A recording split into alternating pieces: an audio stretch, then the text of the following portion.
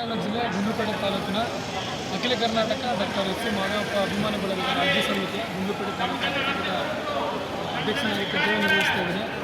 So ಇವತ್ತಿನ ಪ್ರತಿಭಟನೆಯ ಪ್ರಮುಖ ಉದ್ದೇಶ ಏನು ಅಂತಂದರೆ, ನಮ್ಮ ಕರ್ನಾಟಕ ರಾಜ್ಯದ ಹಳೆ ಮೈಸೂರು ಪ್ರಾಂತ್ಯದಲ್ಲಿ ಡಾಕ್ಟರ್ ಎಸ್ ಸಿ ಮಾಧವಪ್ಪ ಸಾಹೇಬರಿಗೆ ನೂತನ ಸಚಿವ ಸಂಪುಟದಲ್ಲಿ ಸಚಿವ ಸ್ಥಾನವನ್ನು ಕೊಡದೇ ಇರೋದ್ರಿಂದ ಸೊ ಇವತ್ತು ಕರ್ನಾಟಕ ರಾಜ್ಯದಲ್ಲಿರ್ತಕ್ಕಂಥ ಪ್ರತಿ ಜಿಲ್ಲೆಗಳಿಂದ ಬೆಂಗಳೂರಿನ ಫ್ರೀಡಮ್ ಪಾರ್ಕಲ್ಲಿ ಉಗ್ರವಾದ ಹೋರಾಟವನ್ನು ಮಾಡ್ತಾಯಿದ್ದೀನಿ.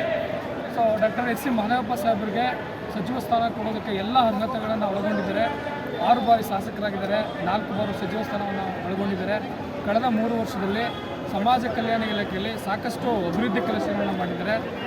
ಸಮಾಜ ಕಲ್ಯಾಣ ಇರ್ತಕ್ಕಂಥ ಎಲ್ಲ ಅನುದಾನಗಳನ್ನು 100% ಅನುದಾನಗಳನ್ನು ಕರ್ನಾಟಕ ರಾಜ್ಯದ ಪ್ರತಿ ಜಿಲ್ಲೆಗಳಿಗೆ, ಪ್ರತಿ ಮನೆಗಳಿಗೆ ತಲುಪಿಸುವಂಥ ಕಾರ್ಯವನ್ನು ಡಾಕ್ಟರ್ ಎಸ್ ಸಿ ಮಾಧವಪ್ಪ ಸಾಹೇಬರು ಮಾಡಿದ್ದಾರೆ. ಸೊ ಅವ್ರಿಗೆ ಮಂತ್ರಿ ಆಗೋಕ್ಕಂಥ ಎಲ್ಲ ಲಕ್ಷಣಗಳು, ಅದರ ಜೊತೆಗೆ ಈಗ ಕರ್ನಾಟಕ ರಾಜ್ಯದ ಮಂತ್ರಿ ಆಗುವಂಥ ಎಲ್ಲ ಲಕ್ಷಣಗಳು ಕೂಡ ಇದೆ, ಎಲ್ಲ ಅರ್ಹತೆಗಳು, ಎಲ್ಲ ಪ್ರತಿಯೊಂದು ಸ್ಥಾನವನ್ನು ಕೂಡ ಇದೆ. ಆದರೆ ಇವತ್ತು ದಲಿತ ಸಮುದಾಯವನ್ನು ಪ್ರತಿ ವೋಟ್ ಬ್ಯಾಂಕ್ ಮಾತ್ರ ಮಾಡಿಕೊಂಡು ಅಧಿಕಾರದಿಂದ ಇಳಿಸುವಂತಹ ಕೆಲಸವನ್ನು ಎಲ್ಲ ಪಕ್ಷಗಳು ಮಾಡ್ಕೊಂಡಿದ್ದಾವೆ. ಸೊ ಉದಾಹರಣೆಗೆ ಮಲ್ಲಿಕಾರ್ಜುನ ಖರ್ಗೆ ಸಾಹೇಬರನ್ನ ಮುಖ್ಯಮಂತ್ರಿ ಮಾಡ್ತೀನಿ ಅಂತೇಳಿ ದಲಿತರ ಓಟು ಪಡ್ಕೊಂಡ್ರು, ಮಲ್ಲಿಕಾರ್ಜುನ ಖರ್ಗೆ ಸಾಹೇಬರು ಮುಖ್ಯಮಂತ್ರಿ ಆಗಿದ್ದರು. ಸೊ ಅದೇ ರೀತಿ 2013ರಲ್ಲಿ ಡಾಕ್ಟರ್ ಜಿ ಪರಮೇಶ್ವರ್ ಸಾಹೇಬರನ್ನ ಮುಖ್ಯಮಂತ್ರಿ ಮಾಡ್ತೀನಿ ಅಂತ ಹೇಳಿದ್ರು. ಇದೇ ಕಾಂಗ್ರೆಸ್ನ ಡಾಕ್ಟರ್ ಜಿ ಪರಮೇಶ್ವರ್ ಸಾಹೇಬರನ್ನ ಸೋಲಿಸ್ತು. ಸೊ ಮುಖ್ಯಮಂತ್ರಿ ಸ್ಥಾನಕ್ಕೆ ಕಾಂಪಿಟೇಟರ್ಸೇ ಇಲ್ಲ ಅನ್ನೋ ಥರ ಮಾಡ್ತು. ಸೊ ಈಗ ಡಾಕ್ಟರ್ ಎಸ್ ಸಿ ಮಾಧವಪ್ಪ ಸಾಹೇಬರನ್ನ ಸನ್ಮಾನ್ಯ ಮುಖ್ಯಮಂತ್ರಿಗಳ ಮಾಜಿ ಮುಖ್ಯಮಂತ್ರಿಗಳಾದಂಥ ಸಿದ್ದರಾಮಯ್ಯ ಸಾಹೇಬರು ಒಂದು ವೇಳೆ ಮುಖ್ಯಮಂತ್ರಿ ಸ್ಥಾನದಿಂದ ಕೆಳಗಡೆ ಇಳಿದ್ರೆ ಎಲ್ಲರಿಗೂ ಆಸೆ ಇದ್ದಿದ್ದು ಈ ರಾಜ್ಯದಲ್ಲಿ ಪ್ರಥಮ ಬಾರಿಗೆ ದಲಿತ ಮುಖ್ಯಮಂತ್ರಿ ಆಗ್ತಾರೆ ಅಂತಿತ್ತು. ಅದನ್ನು ಕೂಡ ನಿರಾಸೆಯನ್ನೇ ಮಾಡಿದ್ದಾರೆ. ಸೊ ಅಂದರೆ ಎಲ್ಲೋ ಒಂದು ಕಡೆ ಪ್ರತಿಯೊಂದು ಪಕ್ಷಗಳು ಕೂಡ ದಲಿತರನ್ನು ಬರೀ ವೋಟ್ ಬ್ಯಾಂಕ್ ಆಗಿ ಮಾಡ್ಕೊತಾ ಇದ್ದಾವೆ. ಅಂದರೆ ನಮ್ಮನ್ನು ಮತವನ್ನು ಪಡ್ಕೊತಾ ಇದ್ದಾರೆ, ಯಾವ ರೀತಿ ಅಧಿಕಾರವನ್ನು ಕೊಡ್ತಾ ಇಲ್ಲ.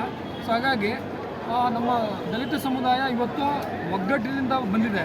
ಈ ಒಂದು ಸ್ಟ್ರೆಂತೇ ಕಾರಣ. ಸೊ ನಮ್ಮ ದಲಿತ ಸಮುದಾಯಕ್ಕೆ ಎಷ್ಟೊಂದು ಪವರ್ ಇದೆ ಅಂತಂದರೆ ಇವತ್ತು ಈ ರಾಜ್ಯದಲ್ಲಿ ಯಾವ ಪಕ್ಷವನ್ನು ಬೇಕಾದ ಅಧಿಕಾರಕ್ಕೆ ತರ್ಬೋದು, ಅಧಿಕಾರದಿಂದ ಇಳಿಸ್ಬೋದು. ಸೊ ಅದಕ್ಕೆ ಇವತ್ತು ನಡೆದಿರುವ ಪ್ರತಿಭಟನೆ ಬೃಹತ್ ಪ್ರತಿಭಟನೆಯ ಉತ್ತಮವಾದ ಉದಾಹರಣೆ ಅಂತ ಹೇಳೋಕ್ಕೆ ಇಷ್ಟಪಡ್ತೀನಿ. ಒಂದು ವೇಳೆ ಇನ್ನು 20 ಸ್ಥಾನಗಳಲ್ಲಿ ಸಚಿವ ಸಂಪುಟದ ಸ್ಥಾನದಲ್ಲಿ ಡಾಕ್ಟರ್ ಎಸ್ ಸಿ ಮಾಧವಪ್ಪ ಸಾಹೇಬರಿಗೆ ಮಂತ್ರಿ ಸ್ಥಾನವನ್ನು ಕೊಡಲಿಲ್ಲ ಅಂತ ಹೇಳಿದರೆ, ಪ್ರಬಲ ಮಂತ್ರಿ ಸ್ಥಾನವನ್ನು ಕೊಡಲಿಲ್ಲ ಅಂತ ಹೇಳಿದ್ರೆ 2028ರಲ್ಲಿ ನಡೆಯುವಂಥ ವಿಧಾನಸಭಾ ಚುನಾವಣೆಯಲ್ಲಿ ಕಾಂಗ್ರೆಸ್ ಪಕ್ಷ ತುಂಬಲಾರದ ನಷ್ಟವನ್ನು ಅನುಭವಿಸ್ತದೆ. ಅದಂತೂ ಸ್ವತಃಸಿದ್ಧ. ಸೊ ಹಾಗಾಗಿ ನಮ್ಮೆಲ್ಲರ ನಿರೀಕ್ಷೆ ಇದೆ, ಖಂಡಿತವಾಗ್ಲೂ ಮುಂದಿನ ಒಂದು ನೂತನ ಸಚಿವ ಸಂಪುಟದಲ್ಲಿ ಮಾಧವಪ್ಪ ಸಾಹೇಬರಿಗೆ ಒಂದು ಉನ್ನತ ಸ್ಥಾನಮಾನವನ್ನು. ಎಷ್ಟು ಜನ ಬಂದಿದ್ದೀರಾ ನೀವು? ಸರ್, ನಾವು ಗುಂಡ್ಲುಪೇಟೆ ತಾಲೂಕಿನ 15 ಬಸ್ಸಲ್ಲಿ ಬಂದಿದ್ದೀವಿ. ಎಲ್ಲ ಒಟ್ಟು ಜನಸಂಖ್ಯೆ ಎಷ್ಟು? ಟೋಟಲ್ 1000 ಇದೆ ಸರ್. ಅಂತಂದ್ರೆ ಒಂದು ಬಸ್ಸಲ್ಲಿ 50 ಜನ ಅಂತಂದ್ರೆ 15 ಬಸ್ಸಿಂದ 1000ಕ್ಕೆ ಹೆಚ್ಚು ಜನಸಂಖ್ಯೆ. Thank you.